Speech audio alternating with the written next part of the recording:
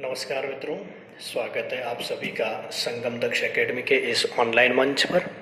मित्रों, हमने आखिरी कक्षा में व्यंजनों का वर्गीकरण पढ़ा था और उसी को आज आगे बढ़ाते हैं और जानते हैं कि व्यंजनों को और हम किस किस प्रकार से जो है विभाजित कर सकते हैं या फिर किन आधारों पर वर्गीकृत कर सकते हैं। ये आज की जो है ध्यान देना वर्णमाला की हमारी आखिरी क्लास रहेगी। इसके अंतर्गत हम वर्णमाला से संबंधित संपूर्ण जानकारी लेंगे और आज जो कक्षा का माध्यम रखा गया वो ध्यान देना स्लाइड बेस पर है, क्योंकि जब हम खुद लिख कर करते हैं तो थोड़ा समय ज़्यादा लग रहा था, तो इसलिए सोचा कि कम समय में ज़्यादा से ज़्यादा चीज़ें हम कवर कर सकें। इसलिए जो क्लास है वो पूरी आपकी स्लाइड बेस पर रखी गई है। सारी चीजें आपको यहाँ पर स्लाइड में दिख जाएगी, मैं केवल उसका विश्लेषण यहाँ पर करूंगा और अंत में आप लोगों को जो वीडियो के नीचे डिस्क्रिप्शन होता है उसमें लिंक दी जाएगी, वहां से आपको जो है सेम इसकी जो है पीडीएफ भी प्राप्त हो जाएगी। आइए मित्रों, आज हम जानते हैं कि आज कौन सा आधार लिया हमने व्यंजनों के वर्गीकरण के लिए। तो आज का जो आधार है वो है, सबसे महत्वपूर्ण है, उच्चारण स्थान के आधार पर वर्णों का वर्गीकरण। इससे पहले ध्यान देना, हम जो है उच्चारण के आधार पर दो भागों में बांटा था। उच्चारण के आधार पर यानी कि बोलने के आधार पर, और उसको देखा था, एक तो हमने श्वास वायु या प्राण वायु के आधार पर, जो कि दो भागों में बटा था, अल्प प्राण महाप्राण। उसके पश्चात हमने देखा था घोष गूंज या नाद के आधार पर, एक सघोष थे एक अघोष थे। इसके बाद प्रयत्न के आधार पर हमने जो है 8-10 भागों में बांट कर देखा था, स्पर्शी, संघर्षी, स्पर्श संघर्षी, लोंठित, पार्श्विक, ठीक है ना। इस तमाम प्रकार के हमने यहाँ पर देखे थे वेद की किस आधार पर कौन सा वर्ण किसके अंतर्गत आता है। जिन लोगों ने पिछली क्लास से नहीं देखी होगी वो वहां से देख लेना, तभी आगे की आप लोगों को समझ में आ पाएगी। आइए शुरू करते हैं आज की इस क्लास को। तो जैसा कि आप लोग स्लाइड में देख पा रहे हैं कि पूरा यहाँ पर वर्गीकरण किया गया है। पूरी जो हमारी वर्णमाला है उसके अंतर्गत कुछ भी छोड़ा नहीं गया है। अब चाहे तो ध्यान देना 11 हमारे पास जो स्वर है, इसके अलावा संस्कृत व्याकरण के अनुसार 33 जो मूल व्यंजन है, 33 जो मूल व्यंजन है। इसके अलावा अगर हम बात करेंगे, 4 हमारे पास अंतःस्थ है, 4 हमारे पास ऊष्मीय है, या फिर इसके अलावा जो भी हमारे विकसित व्यंजन है हिंदी के अंतर्गत हमारे पास देखेंगे तो 3 वर्ण हमें विकसित भी मिलते हैं। तो ये सारे के सारे यहाँ पर वर्गीकृत किए गए हैं। आइए जानते हैं। सर्वप्रथम उच्चारण जो स्थान है, मैं मूलतः बात करूं तो उच्चारण स्थल हमारे मुख के अंदर मूल रूप से 5 होते हैं: कंठ, तालु, दंत, मूर्धा, ओष्ठ। कंठ अर्थात गला। कुछ ऐसी ध्वनियां होगी जिनका उच्चारण करते समय हमारा जो कंठ होता है, ध्यान देना, यानी कि हम कह सकते हैं कि इस कंठ से बोला जाता है, और कंठ ऐसे लगता है कि कंठ के दोनों हिस्से जो है वो आपस में टच हो रहे होते हैं जब इनका उच्चारण करते हैं। इसके बाद आता है दूसरा नंबर तालु का। तो तालु का तात्पर्य यह है कि जिन वर्णों का उच्चारण करते समय जीभ हमारी तालु को स्पर्श करती है, उन्हीं को जो है तालव्य कहा जाएगा। इसके पश्चात आता है मूर्धन्य वाला। मूर्धन्य का तात्पर्य मूर्धा से है, और मूर्धा होता है मसूड़ों के ऊपर वाला जो हिस्सा, यानी कि ऊपर वाले जो दांत है इसके भीतर जो मसूड़े वाला हिस्सा है, जब इसको जीभ टच करेगी जिन वर्णों को बोलते समय, उन्हें हम मूर्धन्य कहते हैं। फिर इसके पश्चात आता है दंतय। दंतय वो वर्ण होते हैं जिनका उच्चारण करते समय जीभ हमारी दांतों को स्पर्श करती है। इसके बाद जो 5वां जो इसका भेद आता है वो ध्यान देना आपका ओष्ठ्य होता है, अर्थात ऐसे वर्ण जिनका उच्चारण करते समय हमारे ओष्ठों की जो आकृति है वो गोल गोल हो जाती है। तो मूल रूप से जो हमारे व्यंजनों को या फिर हम कहीं पूरी वर्णमाला को उच्चारित करने के लिए है, वो हमारे मुख में 5 भेद होते हैं: कंठ, तालु, मूर्धा, दंत, ओष्ठ। आइए सर्वप्रथम इन 5 को जानते हैं, उसके पश्चात हम देखते हैं कि कौन से और जो उपभेद है इसके वो बनकर आते हैं। तो यदि कंठ की बात की जाए तो क वर्ग के जितने भी आपके वर्ण हैं वो ध्यान देना इसी के अंतर्गत आते हैं, ठीक है ना। तो क वर्ग के पांचों वर्ण आपके कंठे के अंतर्गत आते हैं, क्योंकि जब इनका उच्चारण हम कर रहे होते हैं तो क, ख, ग, घ, ग, आपको ऐसा जो है ध्यान देना अनुभव होगा कि जो जीभ का जो पिछला हिस्सा है वो गले को टच कर रहा होता है, यानी कि मेल जो यहाँ पर रोल रहता है वो कंठ का ही रहता है, कंठ में ही वायु जो है स्पर्श करती है, तो इसलिए इनको कंठे कहा जाता है। तो क वर्ग के 5 वर्ण इसके अंतर्गत आएंगे। फिर इसके अलावा अगर हम बात करेंगे दूसरा तालव्य की, स्वरों के बात मैं बाद में करता हूं, पहले हम केवल यहाँ पर व्यंजनों को स्थापित करते हैं। दूसरा आता है तालव्य वर्ण। अब तालव्य के अंतर्गत जब हम देखेंगे तो तालव्य में ध्यान देना जो चौ वर्ग होता है इसका जब हम उच्चारण करेंगे तो च, छ, ज, झ, य, इनका उच्चारण करते समय जीभ हमारी तालु वाले हिस्से को टच करती है, इसलिए इनको जो है तालव्य कहा जाता है। इसी क्रम में आगे देखेंगे मूर्धन्य। मूर्धा मैंने जैसा कि कहा है आप लोगों को कि मसूड़े वाला जो क्षेत्र होता है, कठोर वाला हिस्सा है दांतों के अंदर वाला, तो यहाँ पर जीभ आपकी टच करती है। ट ठ ड ढ अण, इनको जो है उच्चारित किया जाता है मूर्धा क्षेत्र से, इसीलिए इनको जो है मूर्धन्य कहा जाता है। इसके पश्चात बात करते हैं दंतय की।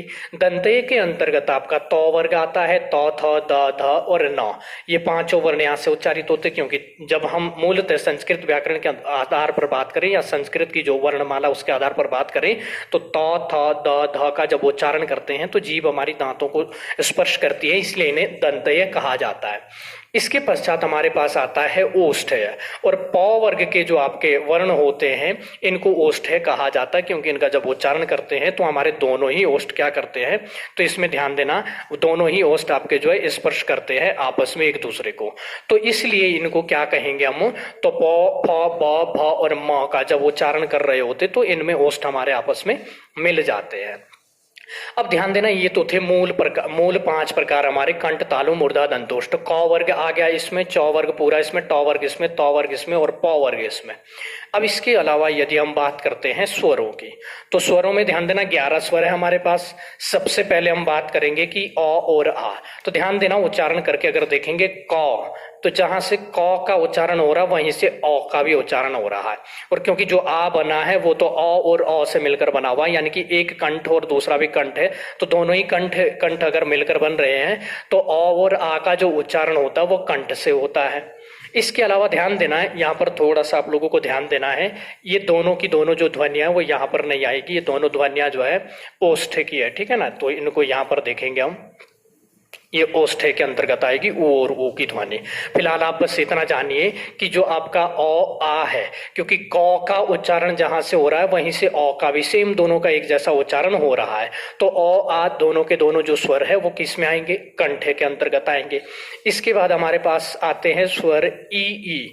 ई को बोलते समय हमारी जीभ जो ऊपर उठ जाती है तालु की ओर, यानी कि जहां से हम च छ ज झ बोल रहे हैं वहीं पर ई को बोलते समय जीभ जाती है, इसलिए ध्यान देना इनका जो उच्चारण स्थल हो जाएगा दोनों का वो क्या होगा, वो तालव्य होगा, क्योंकि च छ ज झ य और ई, तो उस स्थान पर जीभ जो है आपकी ऊपर तालु की ओर जा रही है, तो इनको यहां रखेंगे। इसके बाद बात करेंगे अगर ऊ की, तो ऊ तो ध्यान देना दोनों को जब उच्चारण करते हैं तो ओष्ठ हमारे गोल आकृति में हो जाते हैं, इसलिए ऊ को कहां पर रखा जाएगा, तो इनको ओष्ठ्य के अंतर्गत रखा जाएगा। इसके बाद ऊ के बाद अगर हम री की बात कर लेते हैं, वैसे उच्चारण के आधार पर ये हिंदी में काउंट नहीं होता, परंतु फिर भी अगर बात की जाए तो जो री होता है ना, तो री को बोलते समय आप देखोगे तो ठीक वहीं पर आपका जो है क्या हो रहा है, री को बोलते समय ठीक वहीं पर जीभ का घर्षण हो रहा है जहां पर ट ठ ड ढ को बोलते हैं, इसलिए री जो स्वर होता है मूर्धन्य के अंतर्गत आता है, ठीक है ना। री के बाद अगर हम बात करते हैं ए आई के, तो ये जो ए और आई है इनको थोड़ा सा हमें अच्छे से समझना होगा कि इनको किस श्रेणी में रखा जाएगा। तो उपयुक्त जो हमारी पास जो श्रेणियां हमने बना रखी है इनमें से ये किसी भी स्थान पर नहीं आएंगे, क्योंकि ये संयुक्त स्वर है। ध्यान देना, इससे पहले जो हमने पढ़े वो कोई संयुक्त स्वर नहीं थे, ठीक है ना, इसलिए उनको हमने एक स्थान पर रख दिया है। परंतु अगर हम ए और आई की बात करते हैं तो सबसे पहले अगर ए को देखते हैं तो ए बनता है आपका ओ या आ के साथ, जब छोटी ई या बड़ी ई मिलती हैं तो फिर ए बनता है। अगर आई की बात की जाए तो आई का जो निर्माण होता है वो ओ या आ के बाद जब ए आता है तो ध्यान देना आई बनता है। अब इसमें अगर हम देखेंगे तो जो इसमें ओ आया है वो कंठ का आया है, ओ किसका है, तो कंठ का है। और ये ई देखेंगे तो ई किसका है, तो ई हम कहेंगे कि ये तालु का है। तो इसमें एक ध्वनि तो कंठ की मिली हुई है, एक इसमें तालु की मिली हुई है, तो इसलिए इस ए को हम क्या कह देंगे, तो इसको हम एक नया नाम देंगे कंठ तालु, क्योंकि इसके अंदर दो ध्वनियां मिली हुई है, एक कंठ वाली ध्वनि है, दूसरी ध्यान देना तालु वाली ध्वनि मिली हुई है, इसलिए एक नया वर्ग यहाँ पर बन जाता है है कंठ तालु। आई की अगर बात करें तो आई में देखो ना, एक तो ओ है, फिर इस ए का अगर हम वर्गीकरण करते तो इसमें भी क्या है, या तो ओ होगा या आ होगा, और इधर या तो ई होगी या फिर बड़ी ई होगी। तो सिंपली यहां पर भी देखेंगे तो एक तो आपका जो है कंठ वाला आ रहा है, एक आपका जो है किसका आ रहा है, तो ये तालु वाला आ रहा है। तो ये दोनों के दोनों, क्योंकि इनमें एक ध्यान देना ओ मिला हुआ है, ओ या आ जो कि कंठ है, एक छोटी या बड़ी में से मिला हुआ है जो कि आपका तालु है, तालव्य है, इसलिए इस वर्ग को क्या नाम दिया गया है, कंठ तालव्य। ठीक है ना, क्योंकि इनमें एक ध्वनि कंठ की है, एक तालु की है। अब जो है ए आई के बाद जब बात करेंगे तो बात हो रही होगी ओ आओ की, और ओ और आओ की जब हम बात करेंगे तो ओ का जो निर्माण होता है या ओ की जो रचना हुई है वो जब ओ या आ के बाद छोटा हो या बड़ा हुआ है, मैं दोनों में से एक ही को ले रहा हूं, तो ध्यान देना फिर आपका क्या बनता है, ओ बनता है। और जब यहीं पर हम बात करेंगे कि ओ या आ के बाद जब ओ आता है तो फिर क्या बन जाता है, आओ बन जाता है। तो देखेंगे यहां पर जो ओ ध्वनि है वो किसकी है, वो कंठ की ध्वनि है। और जब ऊ की बात करेंगे तो ऊ किसकी है, तो ये ओष्ठ की है। तो एक ध्वनि इसमें कंठ की मिल रही है, एक इसमें जो है ओष्ठ की मिल रही है, इसीलिए इसको जो हमने नाम दिया है वो ध्यान देना कंठोष्ठ नाम दिया। कंठ धन ओष्ठ तब बना है कंठोष्ठ। आई बात समझ में। और आओ की अगर बात करें तो इसमें भी एक ओ है, फिर इस ओ को जब तोड़ेंगे तो ये भी कहीं ना कहीं ओ या आ, और इधर छोटा हो या बड़ा हो, तो इनमें एक एक ध्वनि किसकी आ रही है, कंठ की आ रही है, और एक एक ध्वनि किसकी आ रही है, वो ध्यान देना आपकी ओष्ठ वाली आ रही है। इसलिए ओ और आओ को जो हम रखेंगे वो कंठोष्ठ के अंतर्गत रखेंगे। यहाँ पर एक ध्वनि कंठ की आ रही थी, एक तालु की आ रही थी, इसलिए इनको किस में रखा हमने, तो इनको हमने कंठ तालु के अंतर्गत रखा है। तो आप लोग यहाँ से थोड़ा स्क्रीनशॉट जो है ले लीजिएगा, क्योंकि मैं इसको मिटा रहा हूं। अब इसके बाद आगे बढ़ते हैं।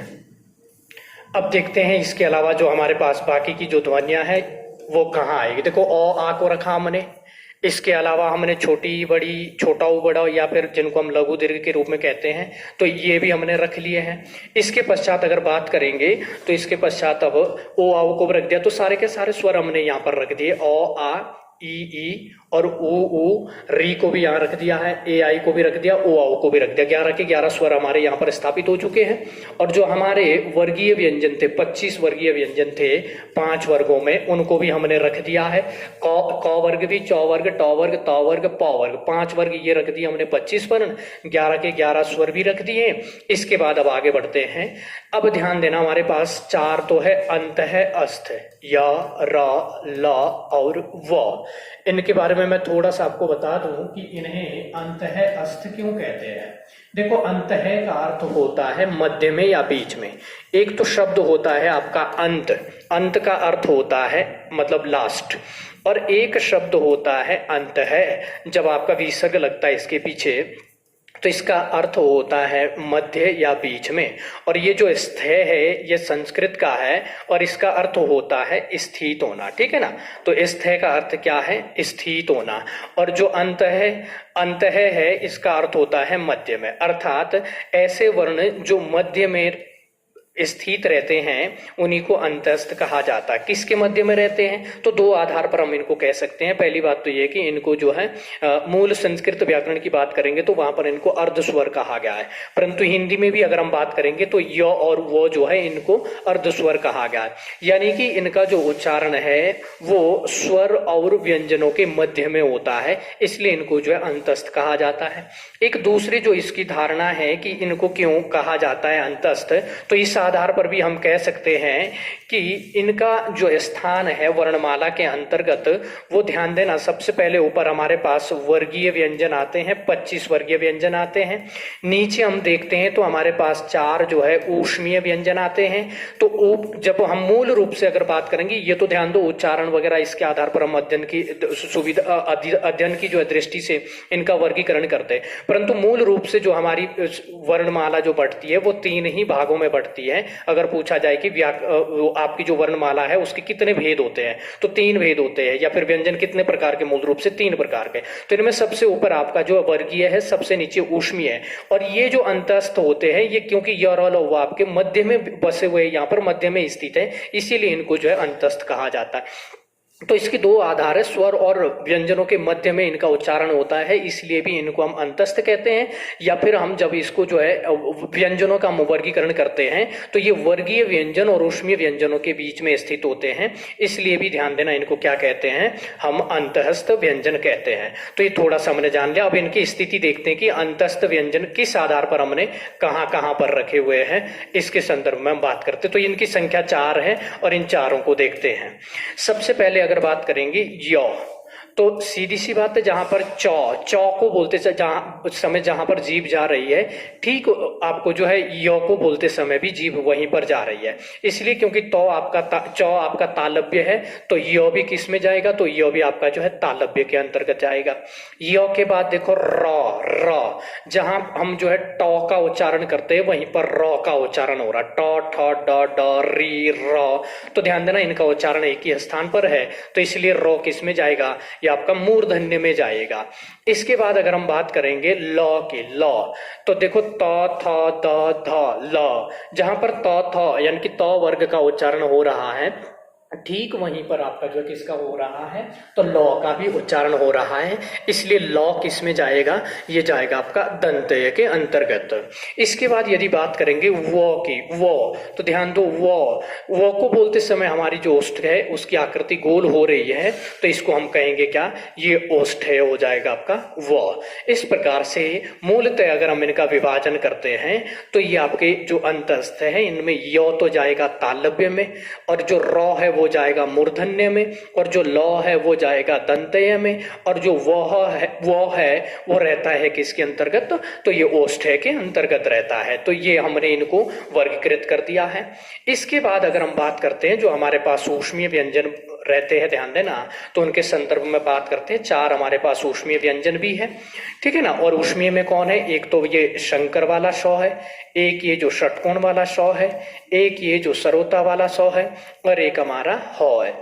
इनके उच्चारण स्थल की अगर हम बात करेंगे तो ये जो है आपका शौ, इसको नाम ही ध्यान देना, इसका तालव्य शौ है, तालव्य, इसे तालव्य शौ कहते हैं हम, इसे मूर्धन्य शौ कहते हैं हम, और इसे दंतय शौ कहते हैं। तो इसका जब उच्चारण नॉर्मली ध्यान देना, इनमें अंतर नहीं कर पाते हैं हम, सब तीनों शौ का जो एक जैसा उच्चारण करते हैं, जो कि व्याकरणिक दृष्टि से एकदम अशुद्ध है, क्योंकि जब एक जैसा ही उच्चारण इनका करना ही था तो फिर लिखें क्यों अलग अलग, फिर तो एक ही से काम चला लेते हैं। तो इनका जो शुद्ध रूप से उच्चारण होता है, तो जो आपका शंकर वाला शौ है इसे हम तालव्य शौ कहते हैं, यानी कि इसका जब उच्चारण कर रहे होंगे शंकर वाले शौ का, तो जीभ आपकी तालु को स्पर्श करनी मतलब कर रही होगी। जैसे शंकर बोलेंगे तो शंकर को बोलते समय जीभ आपकी शौ बोलते समय तालु को टच करेगी। इसके बाद जो षटकोण वाला शौ है, इसका जो उच्चारण किया जाता है तो उस समय जीभ आपकी ठीक वहां पर जो है जानी चाहिए जहां पर टॉ ठॉ को बोलते समय जाती है, री को बोलते समय जाती है, रॉ को बोलते समय जाती है। तो ये वाला शौ जो है आपका मूर्धा से बोला जाता है, इसलिए इसको जो है मूर्धन्य के अंतर्गत रखा जाता है। अगर करेंगे हम सरोता वाले सौ की बात, तो ये जो है आपका दंतय सौ होता है। इसका उच्चारण करते समय जीभ आपकी वहीं जाएगी जहां त थ त थ या फिर ल को बोलते समय जाती है, वहीं पर जीभ स्पर्श करेगी। तो सौ को किस में रखेंगे, तो ये दंतय के अंतर्गत आएगी। अब ह की अगर हम बात करेंगे तो मूलतः तो जो ह होता है वो आपका कंठय होता है, ठीक है ना, क्योंकि क अ ह इन तीनों ध्वनियों का अगर हम उच्चारण कर रहे हैं तो एक ही स्थान से हो रहा है। तो क आपका कंठ है, अ भी कंठ है, और इसलिए ह भी आपका किस में आ जाएगा, कंठ के अंतर्गत आ जाएगा। इसके अलावा अगर हम बात करते हैं जो कि हमारा क्या है, विसर्ग है, इसका भी उच्चारण आपका कंठ से ही होता है, ठीक है ना। ये मूल रूप से मैं बात कर रहा हूं व्याकरण की जो आपकी वर्णमाला उसके अनुसार। बाकी आगे मैंने कुछ और भेद रखे हुए हैं, इन पर भी अभी चर्चा करते हैं कि कुछ वर्ण आप लोगों को दिख रहे होंगे कि ऊपर भी है, नीचे इधर फिर रखे हुए हैं, ये कैसे एक ही वर्ण दो दो वर्गों में आ रखा है, उस पर मैं अभी बात करता हूं। तो मूल रूप से ये हमने देख लिए, ध्यान देना, यहां से ऊपर के जो हमने देखे हैं वो संस्कृत की जो आपकी क्या है वर्णमाला है, उसके वर्गीकरण के आधार पर हमने देखा है। परंतु जब हम बात करते हैं यहाँ पर हिंदी की, या फिर इससे पहले मैं आपको नासिके वाला बता दूं थोड़ा, कि नासिके जो है किसे कहते हैं, तो ऐसे वर्ण जिनका उच्चारण जो है नाक की सहायता से किया जाता है। अर्थात मुख और नाक दोनों का जब प्रयोग किया जाएगा किसी वर्ण को बोलने के लिए, वो नासिके कहलाएंगे। तो प्रत्येक वर्ग का जो पांचवा वर्ण होता है, जिसे हम पंचमाक्षर कहते हैं, ये नासिके होते हैं जिनका उच्चारण नाक की सहायता से किया जाता है। यदि नाक बंद की जाएगी तो इनका उच्चारण नहीं कर सकते हैं। और एक ये जो अनुस्वार है हमारा, जिसे अंग का उच्चारण करते हैं हम, ये भी आपका नासिके के अंतर्गत ही आता है। अब इसके बाद वाले जो है इन पर हम चर्चा करते हैं। एक तो ध्यान दो, यहाँ पर दंतोष्ठ लिखा है, वो आप देख रहे होंगे। इस वो के नीचे आप ध्यान देना, यहाँ पर नुक्ता लगा होगा, ठीक है ना, ये नुक्ता वाला जो है बिंदु रहेगा यहाँ पर, तब ये आपका किस में आएगा, दंतोष्ठ में आएगा। बात क्या है कि ऊपर वो को हम यहाँ ओष्ठ में रखे हैं, फो को भी हम ओष्ठ में रखे ऊपर, लेकिन यहाँ पर फिर दंतोष्ठ में रखा है। तो इसमें क्या है कि जब तो लिखेंगे फो को आप बिना नुक्ता के, तब तो ये ओष्ठ है, तब तो ये संस्कृत वाला है जो कि हमने हिंदी में अपनाया हुआ है। परंतु इसी के नीचे जैसे ये नुक्ता लगा देते, इस बिंदु को नुक्ता कहते हैं हम, तो ये आपका अरबी फारसी वाला या फिर अंग्रेजी वाला शब्द बन जाता है। जैसे इसके अलावा दूसरे भी होते हैं हमारे पास, जैसे देखो ज होता है, ठीक है ना, या फिर इसके अलावा हमारे पास ख होता है। इनको जब तो हम बिना नुक्ता के लिखते हैं तो फिर ये किसके अंतर्गत आते हैं, तो ये प्योर आपके जो है संस्कृत के या फिर हिंदी के रहते हैं, कोई दिक्कत नहीं है। परंतु जैसे ही नुक्ता का प्रयोग किया जाता है तो फिर ध्यान देना, इनमें क्या होता है, नुक्ता के आधार पर तो इनका जो उच्चारण होता है वो थोड़ा सा बदल जाता है। जैसे मैं इसकी बात करूं, नॉर्मली हम क्या कहते हैं, इसको जौ कहते हैं, जौ, लेकिन जैसे इसके नीचे आपका जो है नुक्ता लगता है तो ये ज कहलाता है फिर, ठीक है ना। तो क्या कहलाता है, ज कहलाता है। जैसे हम अगर बोलते हैं गजल, गजल, ठीक है ना, तो गजल बोलते हैं हम, तो ये जो है जैसे नॉर्मली तो हम जैसे बोलेंगे हम जल, तो यहाँ पर जल बोलेंगे, घर्षण नहीं करेंगे ज्यादा। पर जैसे बोलेंगे गजल, गजल, तो फिर घर्षण यहाँ पर होता है जैसे ही नुक्ता लगता है। तो इस बात का आपने ध्यान देना है कि यदि फ और वो के साथ नुक्ता ना लगा हो तो ये दोनों के दोनों ओष्ठ्य ध्वनियां हैं, परंतु इनके साथ अगर नुक्ता लगा हो तो फिर ये दंतोष्ठ कहलाती है। फिर इनका जो उच्चारण होता है, नीचे वाले जो ओठ होते हैं और ऊपर वाले दांत होते हैं, इन दोनों को स्पर्श करके बोलना होता है। नॉर्मली जब हम फ बोलते हैं तो दोनों ओष्ठों को मिलाते हैं, फिर ये क्या कहलाता है, ओष्ठ है। तो ये तो हो गया संस्कृत या हिंदी व्याकरण के अनुसार। लेकिन जब इसका प्रयोग हम कर रहे होते हैं अरबी फारसी में, तो ध्यान देना, तो इसमें क्या होता है, जैसे हम फेल बोलते हैं, फेल, फेल, तो ये अरबी फारसी में हम इसका प्रयोग कर रहे होते हैं, तो नीचे वाले जो ओष्ठ होते हैं इनके ऊपर आपके जो है ऊपर वाले दांत आ जाते हैं। और इसी तरह से हम देखेंगे वो का, जब आप अंग्रेजी में लिख रहे होते हैं, जैसे आप लिख रहे हैं वैल्यू, तो इसके नीचे नुक्ता लगता है, फिर देखो वैल्यू बोला जाएगा, वैल्यू। जो आपके ऊपर वाले दांत और नीचे वाले जो ओष्ठ होते हैं, इनमें क्या होता है, आपस में मेल होता है। जैसे हम बोलते हैं वॉइस, वॉइस, तो ध्यान देना वॉइस में भी क्या होता है, यहाँ पर नुक्ता लग जाता है नीचे। जब अंग्रेजी का हम वॉइस बोल रहे होते हैं तो इस दौरान भी हमारे क्या होते हैं, दांत और ओष्ठ जो है आपस में स्पर्श करते हैं। तो इन बातों का ध्यान देना कि अगर नुक्ता ना हो तो फिर ये दोनों की दोनों ध्वनियां किसकी है, ओष्ठ की है। परंतु नुक्ता लगने के बाद इनका जो उच्चारण है वो बदल जाता है। दांत और ओष्ठ हमारे जो स्पर्श होते हैं आपस में, इसलिए इनको दंतोष्ठ कहा जाता है। तो इसके पश्चात अगर आगे की हम बात करें तो आगे लिखा है काकल्य, या इसी को हम अलिजीह्वीय भी कहते हैं। अली का मतलब होता है छोटा और जीह्वीय मतलब जीभ। तो ऐसे वर्ण जिनका उच्चारण छोटी जीभ, ये काकल, जो हमारा काकल होता है कंठ के अंदर, जिसे छोटी जीभ भी कहते हैं, एक मांस की वो रहती है अंदर, तो छोटी जीभ के नाम से भी उसे हम जानते हैं। तो क्योंकि ये काकल भी बोलते हैं उसको और अलीजीवा भी कहते हैं उसको, तो काकल या अलीजीवा को स्पर्श करके इनकी जो इनका उच्चारण किया जाता है, इसलिए ये दोनों ध्वनियां आपकी काकल्य भी कहलाती हैं, यही आपकी जो है अलीजीवीय भी कहलाती है। ऑप्शन में ध्यान देना, अगर काकल्य या फिर अलीजीवीय नहीं होगा तो ये ध्वनियां दोनों की दोनों आपकी किसकी होगी, ये कंठय की होगी। परंतु यदि कंठय और अलीजीवा काकल्य दोनों दिए हुए हैं तो आप इसको प्राथमिकता दोगे, ठीक है ना, या तो दोनों में से एक ही ऑप्शन में रहेगा। परंतु अगर दोनों ही रहेंगे तो आप जो प्राथमिकता दोगे वो काकल्य या अलीजीवीय के लिए दोगे, फिर आप कंठय नहीं लगाओगे। तो इस बात का ध्यान देना, ये दो ध्वनियां आपकी जो है काकल्य या फिर कंठय आपकी जो है काकल्य या अलीजीवीय कहलाती है। इसके बाद यहाँ पर वर्तस्य की बात की गई है, ये थोड़ा सा नया रहेगा, इसको भी आप जानेंगे जरा।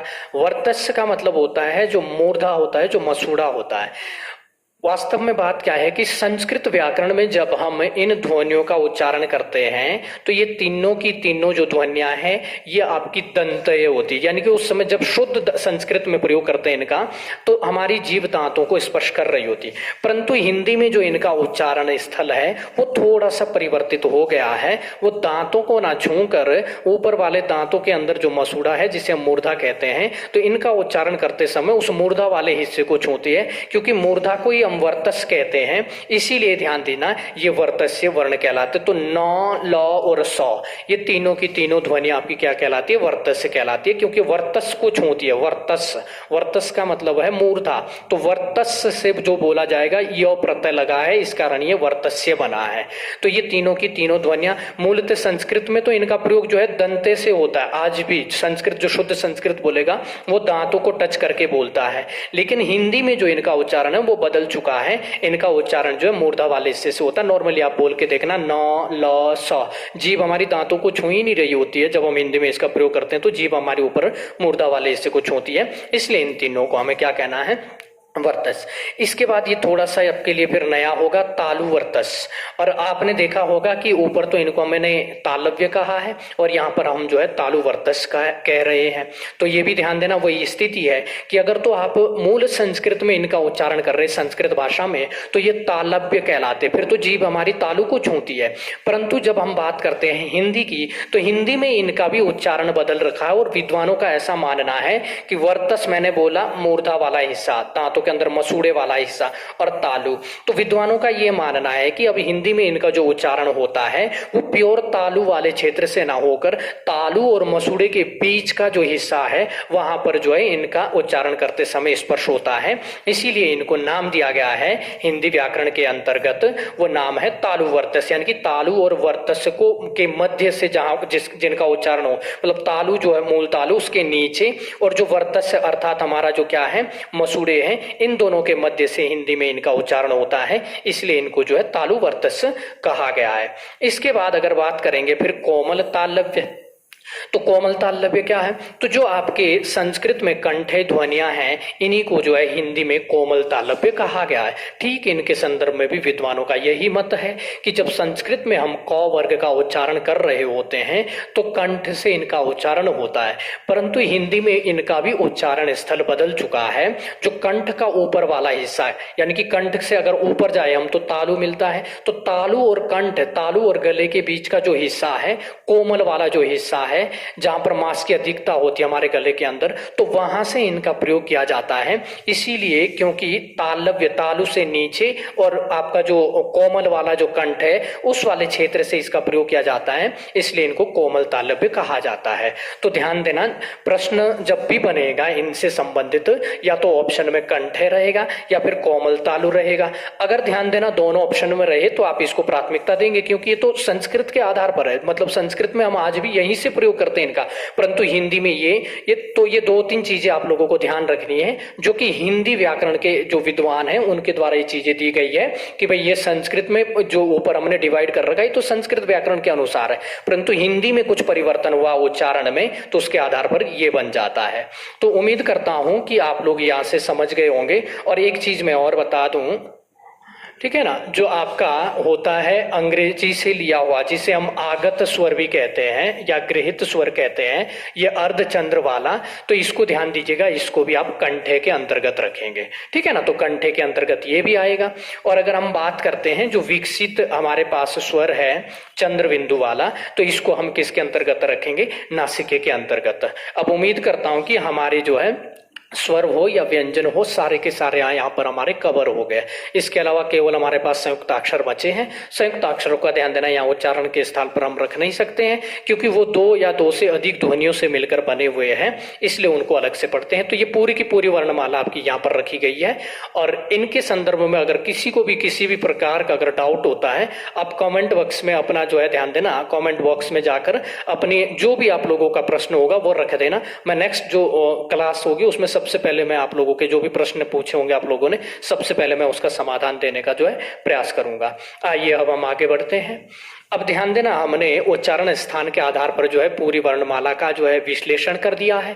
अब हमारे पास कुछ वर्ण आते हैं और वो होते हैं संयुक्ताक्षर, यानी कि जिनमें दो या दो से अधिक अक्षर आपस में मिले होते हैं, उन्हीं को संयुक्ताक्षर कहा जाता है। हम व्यंजन की श्रेणी में नहीं रखते, ये व्यंजन नहीं है, क्योंकि व्यंजन तो सिंगल होता है। भाई अगर मैं बोलूं ये क है तो ये व्यंजन है, या बोले च है तो ये व्यंजन है, परंतु जब इस क के साथ मिलकर ये भी आएगा और फिर ये बन जाएगा तो फिर इसको हम व्यंजन नहीं कह सकते, क्योंकि इसमें तो दो व्यंजन है और एक इस श के साथ अ भी है, तो दो व्यंजन और एक स्वर मिलकर बने हैं, यानी कि तीन तीन वर्ण इसके अंतर्गत है, तो इनको तो व्यंजन कह ही नहीं सकते। तो व्यंजन तो वो होते हैं जिनमें ध्यान देना केवल एक ही रूप हमें देखने को मिलता। आइए कौन कौन से हैं ये। तो एक तो ये है जिसका उच्चारण ध्यान देना हम बहुत गलत करते हैं, हम अक्षो अक्सर इसको बोलते हैं। अक्षो बिल्कुल भी नहीं है, अगर अक्षो हम इसको बोलेंगे तो फिर इसको क्या बोलेंगे, तो अक्षो तो ये हो गया। तो बिल्कुल भी उच्चारण अगर इनका देखते हैं तो उच्चारण बहुत गलत किया जाता है। अभी देखते हैं कि ये किससे मिलकर बना है, कैसे इनका उच्चारण करना है। तो इसको अगर देखेंगे हम तो ध्यान देना ये आपका जो है स्वर रहित क और स्वर सहित श, इन दोनों से मिलकर बना है, यानी कि इसमें आधा क है और पूरा श है।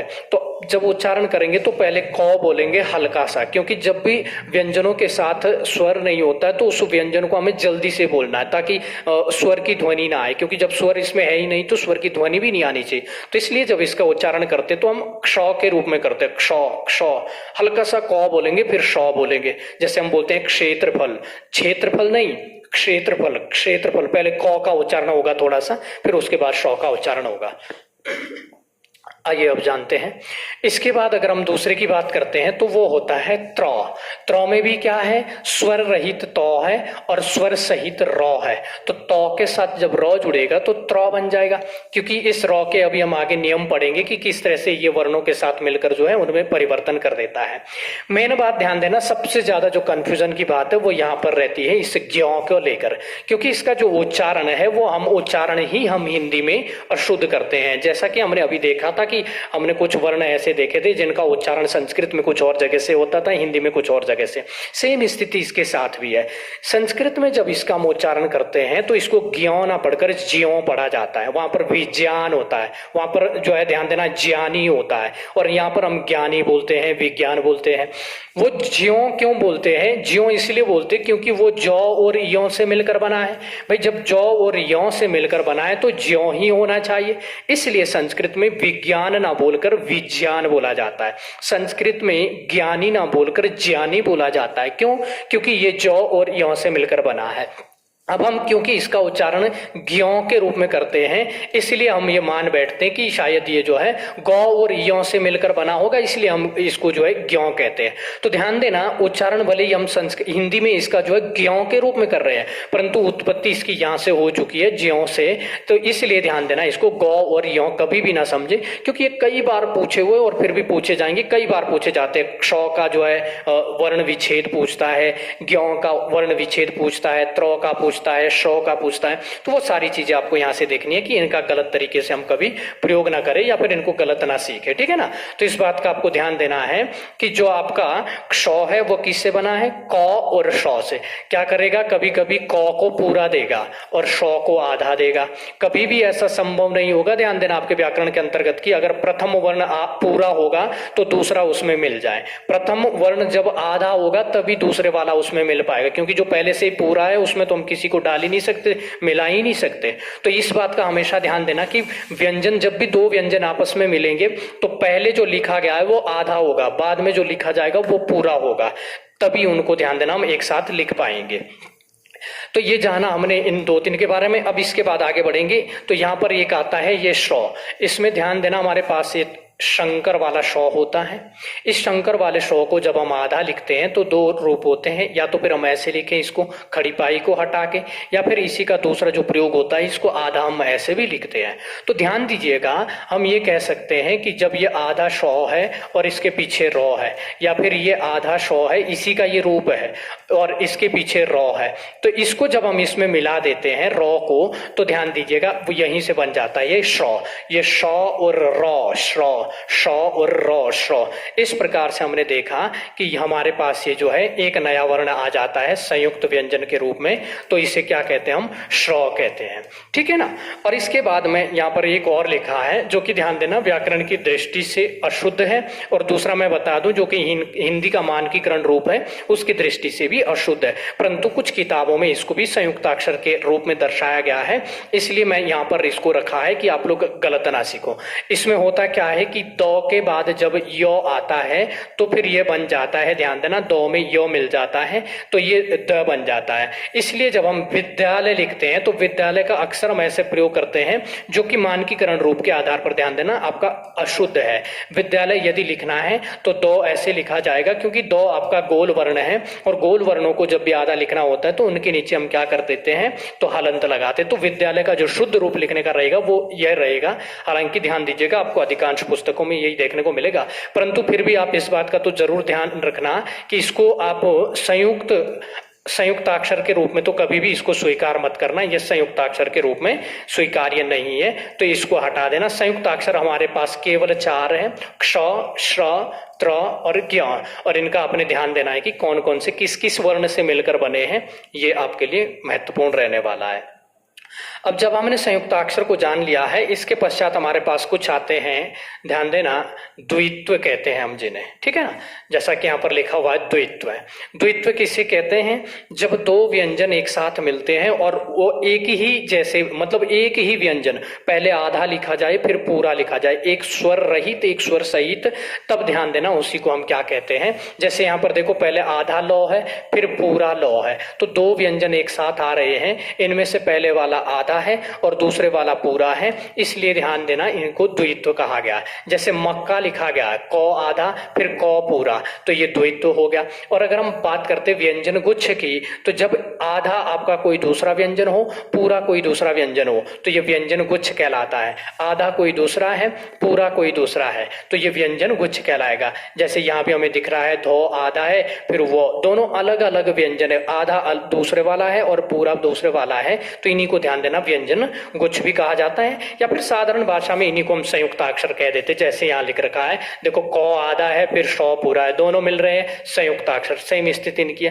पर थोड़ा सा अगर इनके बीच में अंतर करना है तो स्थिति ये रहती है, संयुक्ताक्षर नॉर्मली तो हम क्या कहते हैं कि संयुक्ताक्षर और जो आपके क्या होते हैं, व्यंजन गुच्छ होते हैं, ये एक ही होते हैं। अंतर थोड़ा सा बस इनमें ये रहता है कि संयुक्ताक्षर में जब दो व्यंजन आपस में मिलते हैं तो मिलने के बाद अपने रूप को बदलकर कोई तीसरा ही रूप धारण करते हैं। जैसे यहाँ देखो, क की आकृति ऐसी है, श की आकृति ऐसी है, दोनों जब मिले तो कोई तीसरा ही रूप इन्होंने धारण कर लिया, तो ये संयुक्ताक्षर कहलाएगा। जब दो व्यंजन आपस में मिलेंगे परंतु वो अपने रूप में परिवर्तन ना करें तो फिर वो व्यंजन गुच्छ कहलाते हैं। जैसे यहाँ देखो, सौ और वो जब आपस में मिले तो इन्होंने रूप परिवर्तन नहीं किया, सौ का सौ है, वो का वो है, कोई परिवर्तन नहीं। बाकी ध्यान देना, अगर इतनी गहराई में तोड़ेगा नहीं तो केवल इनको अगर मोटे तौर पर देखेंगे तो ये संयुक्ताक्षर के अंतर्गत ही आते हैं, ये वाले भी, यानी कि जो यहाँ पर लिखे गए दोनों, ये भी संयुक्ताक्षर के अंतर्गत आते हैं। पर जब वो संयुक्ताक्षर और व्यंजन गुच्छ के बीच में अगर अंतर बताएगा तो फिर स्थिति ऐसी हो जाएगी कि जो व्यंजन गुच्छ है उसमें क्या होगा, उसमें स्वर, आपके जो व्यंजन होंगे उनके स्वरूप में परिवर्तन नहीं होता, और जो आपका संयुक्ताक्षर होते हैं उसमें दोनों व्यंजन मिलकर कोई तीसरा ही रूप धारण करते हैं। तो ये ध्यान देना, यहाँ से हमने इसके बारे में जाना। अब इसके बाद जब आगे बढ़ते हैं तो हिंदी की जो है, हिंदी में कुछ विकसित महाप्राण भी हम कहते हैं। याद रखना, हिंदी के अंतर्गत हमारे पास नौ है जो कि अल्प प्राण है, मौ है ये भी अल्प प्राण है, लौ है ये भी अल्प प्राण है, और रौ है ये भी अल्प प्राण है, क्योंकि ये प्रत्येक वर्ग के जो 5 वर्ण होते हैं वो अल्प प्राण होते हैं। अंतस्थ भी आपके अल्प प्राण होते हैं।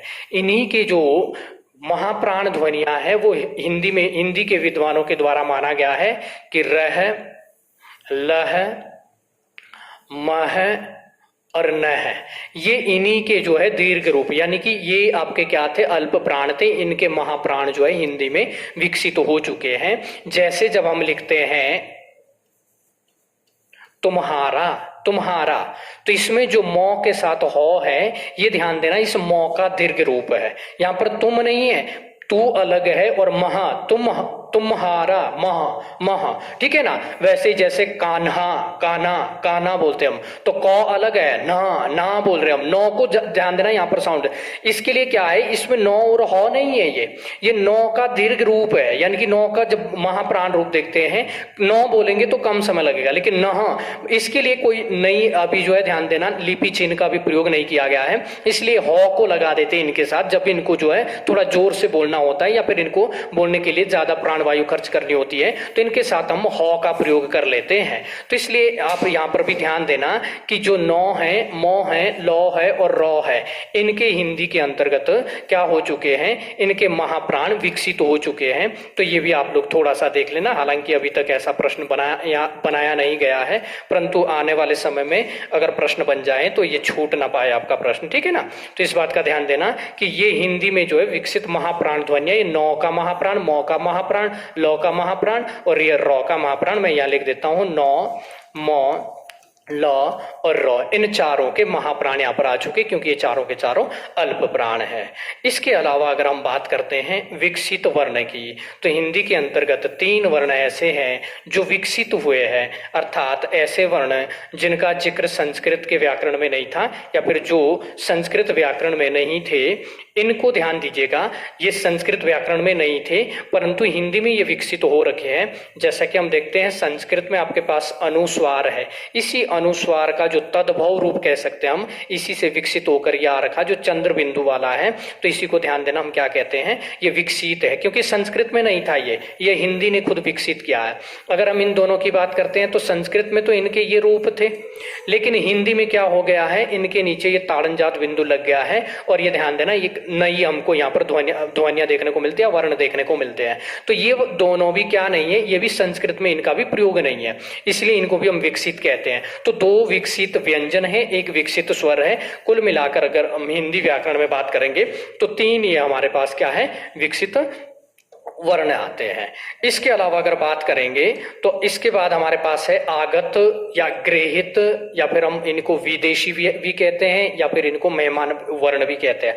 आगत का मतलब जो आए हुए हैं, अन्य देशों की विदेशी भाषाओं से जो आए हुए, गृहित जिनको ग्रहण किया हुआ है हमने, ठीक है ना। तो ये ऐसी ध्वनियां हैं, ध्यान देना, इसके ऊपर जब हम ये अर्धचंद्र लगाते हैं तो इसी को क्या कहते हैं, ये अंग्रेजी के जो शब्द होते हैं उनके साथ डॉक्टर, कॉलेज वगैरह इनमें हम इनका प्रयोग करते हैं। ये अगर हम बात करते हैं एनसीईआरटी की, तो एनसीईआरटी ध्यान देना इन 3 को स्वीकारती है, परंतु अगर कुल रूप में देखा जाए तो क और गौ, अरबी फारसी की ये जो ध्वनियां हैं इनको भी हिंदी में प्रयोग किया जाता है, परंतु एनसीईआरटी जो है ध्यान देना केवल 3 ही को अपनाती है। जब इनके साथ नुक्ता लग जाता है तो फिर ये अरबी फारसी के रूप में यानी कि घर्षण करते हुए इनका उच्चारण होता है। आइए मित्रों, अब जानते हैं हम व्यंजनों को स्वर रहित लिखने के नियम। देखो, अगर पूरी वर्णमाला को हम देखेंगे और संस्कृत व्याकरण के अनुसार चलते हैं तो मूल रूप से हमारे पास 33 व्यंजन होते हैं, ठीक है ना। अगर संस्कृत की हम बात करते हैं तो उसकी जो व्याकरण है उसके अंतर्गत मूल रूप से 33 व्यंजन माने जाते हैं। इन 33 में से हमारे पास 24 व्यंजन ऐसे होते हैं जो खड़ी पाई के सहारे बनाए जाते हैं। देखो, एक तो है हमारे पास क्या, ये आपकी जो है ध्यान देना शिरो रेखा, एक होती है खड़ी पाई, और अधिकांश आप ऐसे वर्ण देखोगे जिनके ऊपर, देखो शिरो रेखा का तो प्रयोग होना ही होना है सबके ऊपर, लेकिन खड़ी पाई के सहारे भी, जैसे मैंने यहाँ पर लिखे हैं, ये 22 वर्ण आपके पास ऐसे हैं जो खड़ी पाई के सहारे बने हैं। और क्या आ रहा है इसको, चलो देखो, और 2 वर्ण आपके पास ऐसे हैं ये वाले जो खड़ी पाई के सहारे ये भी बने हुए हैं, यानी कि इन सब में खड़ा डंडा आपको जरूर देखने को मिलेगा। जानते हैं कैसे इनको जो है स्वर रहित लिखना है। तो जब भी इनके साथ स्वर का प्रयोग ना करें तो इस बात का आप ध्यान देना कि जैसे ये क लिखा हुआ है और ये जो फ लिखा हुआ है, इनको स्वर रहित लिखना है, मतलब आधा लिखना है। तो इनको आधा लिखने के लिए क्या करते हैं, क को आधा लिखना है तो ऐसे लिखते हैं और फ को आधा लिखना है तो ऐसा, यानी कि इनका जो खड़ी पाई के पार अगर हिस्सा गया है तो आधा हिस्सा इसका मिटा देंगे, तो इसी प्रकार से लिखा जाएगा। जैसे उदाहरण के लिए हम लिखते हैं मक्का। तो क को जब भी आप शब्द में इसका प्रयोग कर रहे होंगे तो कभी भी क के साथ हलंत नहीं लगाया जाएगा, क को इस तरह से लिखा जाएगा, क्योंकि खड़ी पाई के सहारे बन रहा और खड़ी पाई को लांग कर पार हुआ है ये। बाकी के देखो यहाँ पर अगर हम देखेंगे तो खड़ी पाई से पहले समाप्त हो रहे सब, ये दो वर्ण ऐसे जो खड़ी पाई से पार जाते हैं। तो खड़ी पाई से जितना भी हिस्सा इनका पार गया है उसको हम क्या कर देंगे, आधा कर देंगे। जैसे फ को अगर लिखना आधा तो हम ऐसे लिखते हैं, जो खड़ी पाई के पार हिस्सा गया है उसको आधा मिटा देते हैं, ठीक है ना। तो ये तो थे खड़ी पाई के सहारे बनने वाले ऐसे वर्ण जो कि खड़ी पाई से पार जाते हैं। तो इनको आधा लिखने के लिए क्या नियम रहता है, तो खड़ी पाई से जो पार हिस्सा गया उसको आधा मिटा दो, उसके बाद इनको लिख दिया जाता है। अब 22 वर्ण हमारे पास ऐसे हैं जो खड़ी पाई से पहले ही समाप्त होते हैं, इनको जब भी आधा लिखना होगा तो इनकी खड़ी पाई हटा देते हैं, ठीक है ना। इसलिए आप देखते हैं ख को जब भी आधा लिखना है, मतलब अगर आपने लिखना है यहाँ पर ख्वाब लिखना है तो ध्यान देना ख ऐसे आधा लिखा जाएगा। जैसे आपने लिखना ग्वाला तो ग्वाला में गौ ऐसे लिखा जाता है, ठीक है ना। तो जो भी वर्ण लिखना है आपने, जैसे तो को लिखना है तो ऐसे लिखा जाता है। इनकी खड़ी पाई बस आप हटा दो, जो भी आपके इनमें से, ये ध्यान देना इसके अंतर्गत नहीं आएगा, खड़ी पाई के अंतर्गत, ठीक है। दो को यहाँ से हटा देना आप लोग। तो खड़ी पाई के सहारे जितने भी आपके बने हैं और खड़ी पाई से पहले इनका क्या हो रहा है, खड़ी पाई से पहले ही ये समाप्त हो रहे हैं, तो इनकी खड़ी पाई हटा दो तो ये आधे हो जाते हैं। इनके साथ कभी भी लिखते समय जब हम इनका शब्दों में प्रयोग कर रहे होंगे तो कभी भी इनके साथ हलंत नहीं लगता, ऐसे नहीं लिख सकते इनको हलंत के रूप में, ठीक है ना। तो जब इनका शब्दों पर प्रयोग होगा तो क्या करेंगे, खड़ी पाई को हटा देंगे, बस खड़ी पाई हट जाएगी तो ऐसे इनको आधा, और जो खड़ी पाई से पार गया है खड़ी पाई के पार वाले आधे हिस्से को हटा दो। इसके बाद आगे बढ़ते हैं और देखते हैं गोल वर्ण। ये 8 वर्ण हमारे पास मूलतः गोल वर्ण होते हैं वर्णमाला के अंतर्गत, 2 ये विकसित है तो इनको लगाकर टोटल 10 हो जाएंगे। इन्हीं का द्विगुणीय है ये, ठीक है। इनको जब भी आधा लिखना हो तो इनमें से कुछ मिटाया नहीं जाता है। गोल वर्णों के नीचे हमेशा हम किसका प्रयोग करते हैं, हलंत का प्रयोग करते हैं। इसलिए आप जब भी देखोगे अगर कहीं पर भी उड्डयन लिखा होगा तो ध्यान देना डॉ के नीचे क्या होगा, आपका हल लगा होगा। तो इनका जब भी प्रयोग करेंगे तो इनको लिखने के लिए किसका प्रयोग करते हैं, तो इनके नीचे हम जो है खड़ी आपका जो है प्रयोग करते हैं हलंत का, ठीक है। तो इनके नीचे कभी हलंत नहीं लगेगा, शब्दों में प्रयोग करेंगे तो खड़ी पाई हटेगी। इनमें से कुछ हटता नहीं है, इनमें से क्या होता है, इनके नीचे हलंत लग जाता है। इसके बाद बात कर लेते हैं रेप वर्ण की। रेप कहा जाता है रॉ को। रॉ की 2-3 स्थितियां ध्यान देना, इसको 2-3 प्रकार से लिखते हैं कि जब भी रॉ से पहले कोई खड़ी पाई वाला वर्ण यदि आधा होता है तो रॉ उसके साथ मिल जाता है। जैसे अगर पौ आधा है उसके बाद रॉ है तो पौ में रॉ मिल जाता है, ऐसे प्र बन जाता है, ठीक है ना। तो जब भी पौ से पहले कोई कौन होगा, खड़ी पाई वाला, यानी कि इन 24 में से कोई भी होगा वो खड़ी पाई को पार करके बने या पाई से पहले बने हैं, तो इनमें क्या होता है, रॉ इनमें मिल जाता है और इस प्रकार से लिखा जाता है। जैसे प्रकाश हो गया, ठीक है ना, इस तरह के जो भी शब्द है। जैसे अगर फौ के बाद है रॉ और फौ आधा है तो इस फौ में भी क्या हो जाएगा, रॉ लग जाएगा। जैसे क है आधा, इसके बाद रॉ पूरा है तो क में रॉ लग जाएगा। तो ऐसे करके इनको लिखा जाता है। इसके अलावा अगर हम रॉ की बात करते हैं, गोल वर्णों के साथ जब भी इसको लिखा जाएगा, अगर रॉ से पहले गोल वर्ण आधा है तो इनके साथ भी ऐसे लिखा जाता है। इधर को तो हलंत लगा हुआ है, ये निशान तो जरूर होगा तभी तो हमें पता चलेगा कि ये आधा है, और इधर को फिर रॉ लगेगा। अगर टॉ आधा इसके बाद रॉ है तो इधर को रॉ लगेगा, ठॉ आधा है इसके बाद रॉ है तो रॉ ऐसे लगेगा। तो इस बात का ध्यान देना है कि खड़ी पाई वाले वर्णों के साथ रॉ का प्रयोग होगा तो वो इसके प्रारंभ में जुड़ जाता है, और अगर आपके गोल वर्णों के साथ रॉ का प्रयोग होगा तो फिर ये किसके साथ कैसे लगता है, तो फिर इन्हीं के नीचे इधर को जो है इसका डंडा लगा दिया जाता है। इसके आगे और इस बात का ध्यान देना, यहाँ पर रॉ पूरा है, ये जो हमने क में लिखा है ये रॉ पूरा है, फौ में लिखा है ये रॉ पूरा है, और इनके नीचे भी जो लगा है ये रॉ पूरा, ये आधे रॉ नहीं है। आधा रॉ जब भी होगा, आधा रॉ का मतलब यानी कि जब ये क्या होता है, स्वर रहित होता है, तो इसका जब प्रयोग किया जाता है, जैसे हम लिखते हैं ध और आधा रॉ और मौ, तो इसका प्रयोग हमेशा शीरो रेखा के ऊपर किया जाता है, और इसके बाद वाला जो वर्ण होगा ये उसके ऊपर चला जाता है। जब भी आधे रॉ की हम बात करते हैं तो आधे रॉ की स्थिति में क्या होता है, तो रॉ जब आधा होगा तो अपने बाद वाले वर्ण के ऊपर चला जाता है, लेकिन उच्चारण इससे पहले होगा। जैसे हम धर्म बोलते हैं तो मौ के ऊपर रॉ लगा है, लेकिन मौ से पहले ये रॉ बोला जाएगा। तो उम्मीद करता हूं यहां से आप लोगों को समझ में आ गया होगा।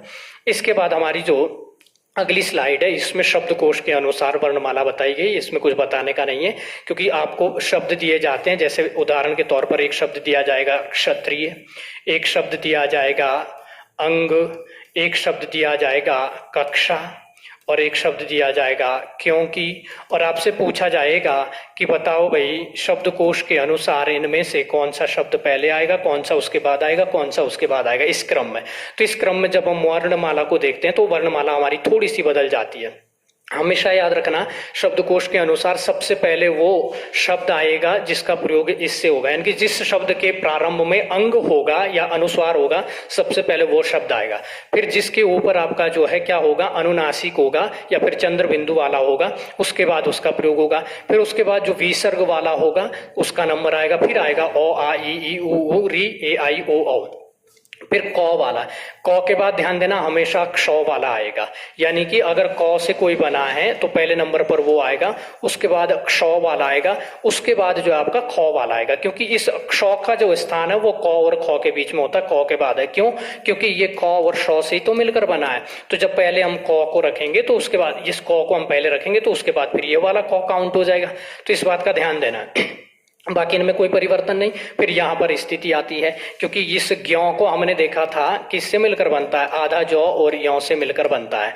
तो ये जौ और यों से मिलकर, जौ और यों से मिलकर बना हुआ है। तो इसमें क्योंकि प्रथम जो वर्ण है वो जौ है, इसलिए इसका स्थान जौ के बाद रहता है। ये तौ और रौ से मिलकर बना है, इसलिए इसका स्थान यहाँ रहता है। और ये श और रौ से मिलकर बना है, इसलिए इसका स्थान यहाँ रहता है। सीधा प्रश्न यहाँ से पूछा जाता है कि हिंदी वर्णमाला में जो क्ष है इसका जो स्थान है वो किस वर्ण के बाद आता है। तो क के बाद किसके पहले आता है, ख के पहले।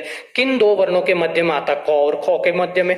अगर पूछे कि जो ज्यों है इसका जो स्थान है वो वर्णमाला में किस वर्ण के बाद है, तो जौ के बाद है, झ के पहले है, मध्य पूछे तब भी नहीं के। तो बाकी तो ज्यों का त्यों, बस इतना ध्यान देना है कि प्रारंभ में हमेशा ये है, सबसे पहले वो शब्द आएगा जिसका प्रारंभ इससे होगा, फिर उसके बाद ये, फिर इसके बाद ये, उसके बाद ये। ध्यान देना क के बाद हमेशा काउंट होता है आपका कौन से वाला, तो क के बाद हमेशा काउंट होता है। ध्यान देना ये आपका जो है क्ष वाला, और उसके बाद काउंट जब देखेंगे जौ तो जौ के बाद काउंट होगा ज्यों वाला, तौ के बाद काउंट होता है त्रौ वाला, शौ के बाद आपका काउंट होता है श वाला।